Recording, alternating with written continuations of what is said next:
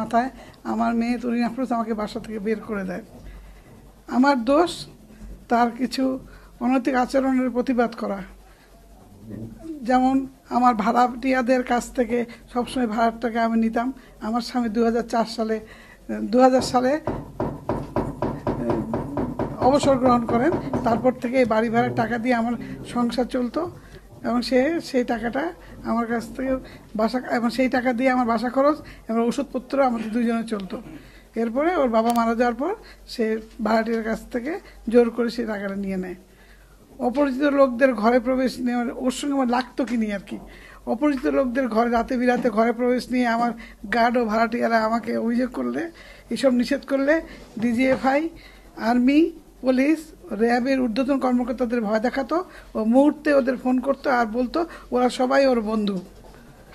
কোনো কিছু বললেই 57 ধারায় গ্রেপ্তার করার ভয় দেখাতো। আমি তো বাবা ধারা বুঝি না।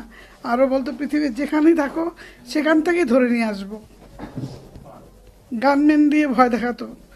গ্রামের বাড়িতে যেতে পারি না, সে দায়িত্ব নিয়ে নীলফামারী গিয়ে জমা বাড়ি নিজের কক্ষগত করেছে। প্রতিবাদ করলে বড় আপু ছোট আপুর কথায় কথায় প্রসঙ্গ টানত। এইসব জানাবার জন্য মাননীয় প্রধানমন্ত্রীর সাক্ষাৎ পেতে আমি ব্যর্থ হই। ভেবেছিলাম উনি একজন মা, উনার ঘরে এমন হলে উনি কি করতেন। আমরা জানি উনি অন্যায় অবিচারগুলিকে প্রশ্রয় দিবেন না। আমি চাই প্রধানমন্ত্রীর হস্তক্ষেপ। আজ মিডিয়ার মাধ্যমে ওনার কাছে সহযোগিতা কামনা করছি। আমার শরীর ভীষণ খারাপ, 65% কিডনি অকেজ, সাথে প্রেশার ও ডায়াবেটিস আছে।